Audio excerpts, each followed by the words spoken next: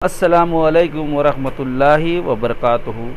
मैं हूं मोहम्मद जहांगीर आज़मी और आप हमारे यूट्यूब चैनल इल्लियीन ब्लॉग से जुड़ने के लिए सब्सक्राइब करें और बेल।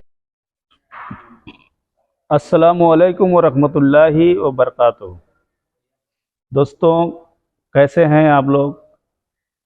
उम्मीद करता हूं कि खैरियत से ही होंगे। तो आज की जो वीडियो बनी है सूरह बकरा की 15, 16, 17 आयत नंबर है ना ज़रा 15, 16, 17 मतलब 15 से लेकर 20 तक की आयत है। और उसमें तर्जुमा भी है और उसकी तफसीर और उसके ऊपर बयान भी किए हैं हज़रत। तो आपसे मोहब्बताना गुजारिश है कि उसे आप देखें और उससे कुछ सीखें और उस पर अमल करें, है ना? हाँ, इकबाल भाई हैं। अभी हम लोग फजर के नमाज के बाद यहाँ बैठे हैं मस्जिद में। ये देखिए, ये हमारे हजरत हैं सपू भाई, सलाम करो यार। अस्सलाम वालेकुम भाई। माशाल्लाह एक बेहतरीन काम कर रहे हैं हमारे जहांगीर शेख साहब। अच्छा बोल रहे हो, तुम्हारा लेना पड़ेगा ना यार। अच्छी बना के दे रहे हैं ये प्रोजेक्ट का और एक दूसरे का पहचान करा रहे हैं। अरे बहुत अच्छा लगा भाई जहांगीर हमारे मस्जिद के इमाम साहब हैं। अभी रुको, मैं दूसरा काम कर रहा हूँ। माशाल्लाह। अस्सलाम वालेकुम भाईजान, क्या हाल चाल है? ये हमारे मोहम्मद जहांगीर शेख साहब जो एक अच्छी वीडियो आप हजरात तक पहुंचा रहे हैं। माशाल्लाह बेहतरीन। ये हमारे मस्जिद के इमाम साहब हजरत हैं, वो हमारे दूसरे हजरत हैं। माशाल्लाह बैठे हुए हैं। अभी अभी आप हजरात के बीच में सूरह बकरा का जो वीडियो आप हजरात तक पहुंचाया गया है उसे आप हजरात देखें, लाइक करें, सब्सक्राइब करें। बस हेलो, ओके। ये देखिए, अस्सलाम वालेकुम वरहमतुल्लाहि वबरकातुहू। बिस्मिल्लाहिर्रहमानिर्रहीम। नहमदुहु व नुसल्ली अला रसूलिहिल करीम, अम्मा बाद, अऊज़ु बिल्लाहि मिनश शैतानिर रजीम, बिस्मिल्लाहिर्रहमानिर्रहीम। अल्लाहु यस्तहज़िउ बिहिम व यमुद्दुहुम फ़ी तुग़यानिहिम यअमहून।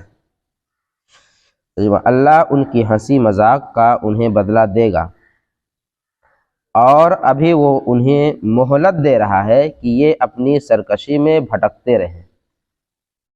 जो कहते थे ना कि हम तो सिर्फ मजाक करते हैं, ऊपर आयत में गुजरा ना कि जब ये ईमान वालों से मिलते हैं तो कहते हैं हम ईमान ला चुके हैं, और जब अपने शैतानों के पास तन्हाई में जाते हैं तो कहते हैं कि हम तुम्हारे साथ हैं, हम तो सिर्फ हंसी मजाक करते हैं। उनके लिए अल्लाह ने क्या फरमाया कि अल्लाह जान रहा है कि मजाक कर रहे हैं मोमिनों के साथ, उनके साथ मजाक कर रहे हैं, तफरीक कर रहे हैं, उनकी हंसी उड़ा रहे हैं। तो अल्लाह ने आगे फरमाया अल्लाह उनकी हंसी मजाक का उन्हें बदला देगा। जो हंसी मजाक करते हैं उनका, फिर जब हम उड़ाएंगे तो फिर मोहलत नहीं मिलेगी। दे रहा है कि अपनी सरकशी में भटकते रहें।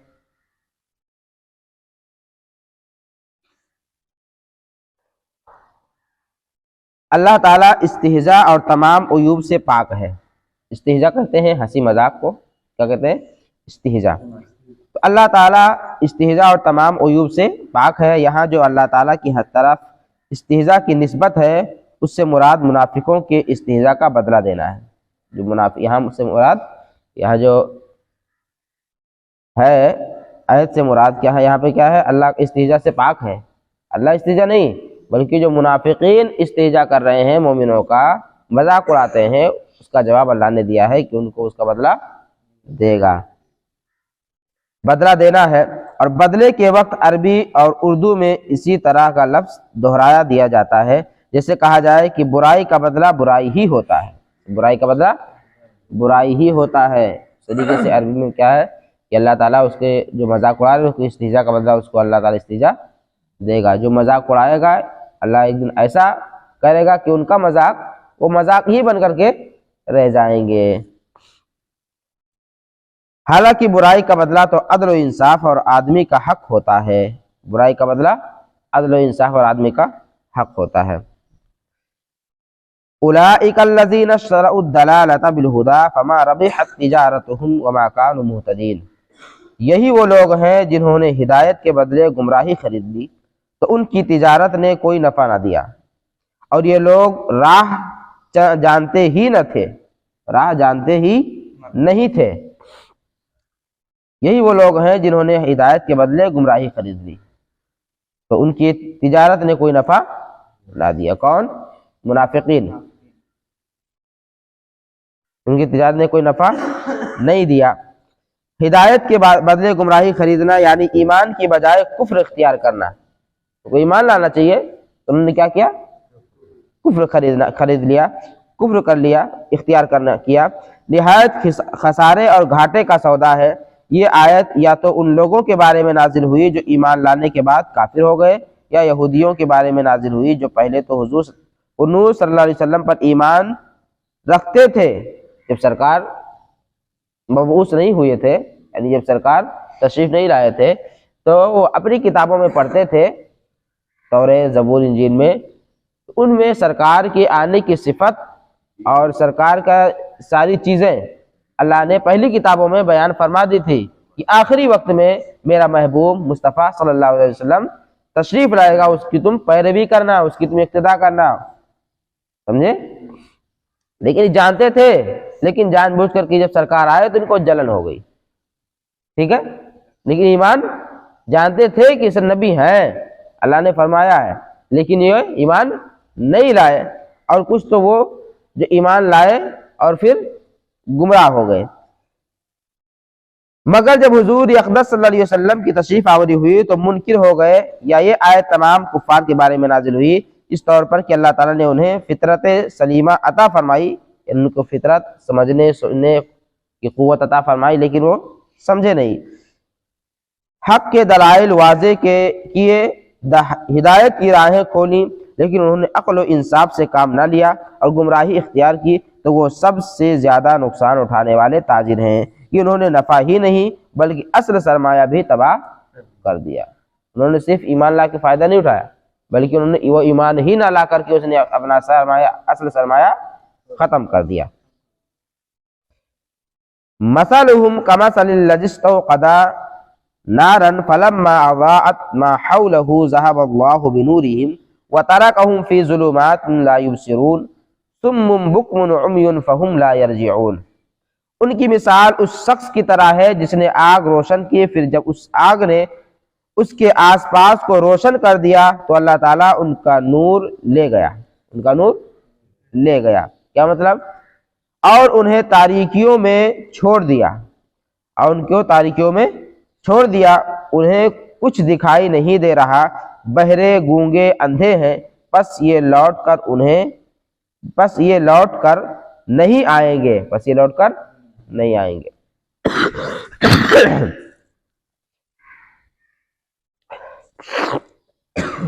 उनकी मिसाल उस शख्स की तरह है जिसने आग रोशन की। ये उन लोगों की मिसाल है जिन्हें अल्लाह ताला ने कुछ हिदायत दी या उस पर कुदरत बख्शी, फिर उन्होंने उसे ज़ाय कर दिया। यानी कि सरकार दो आलम सल्लल्लाहु अलैहि वसल्लम को अल्लाह ने नूर बना करके, रोशन बना करके दुनिया में भेजा, ताकि आपके नूर से लोग फैज़याब हो, रोशन हो। जो गुमराह हो चुके हैं या जो गुमराह है वो हिदायत पा जाए। सरकार को अल्लाह ने इसलिए भेजा ताकि लोगों को हिदायत दे, वो हिदायत याफ्ता हो जाए और अल्लाह के फरमा बरदार हो जाए जो गुमराह हो गए थे।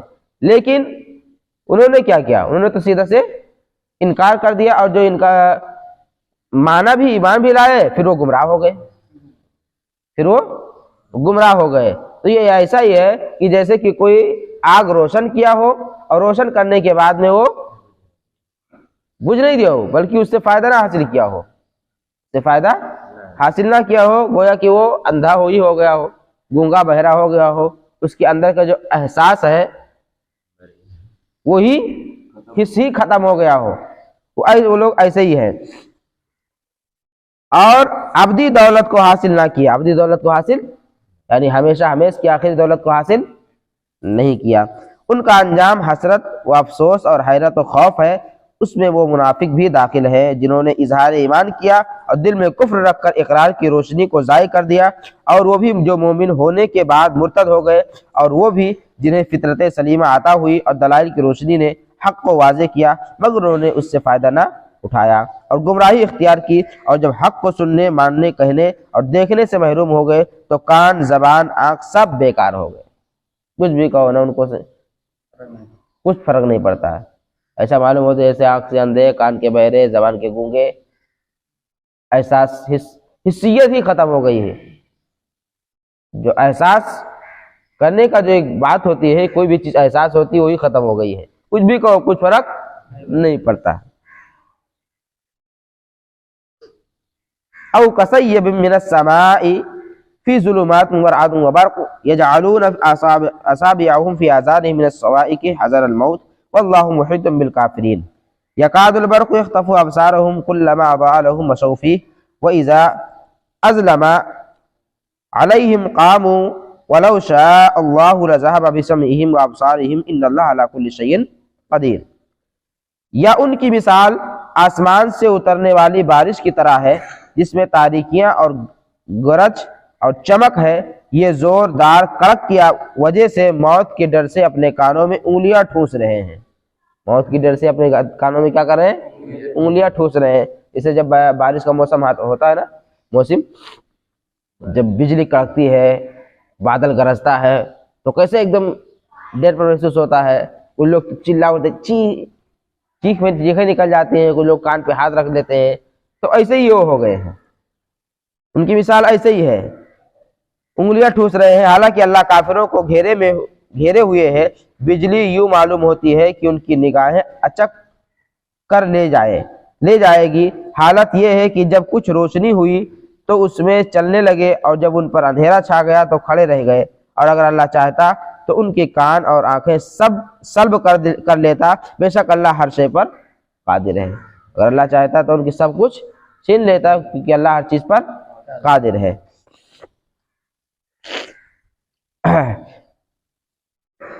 तारीखी और गलत चमक है। ये जोरदार कड़क की वजह से मौत के डर से अपने कानों में उंगलियां ठूस रहे हैं।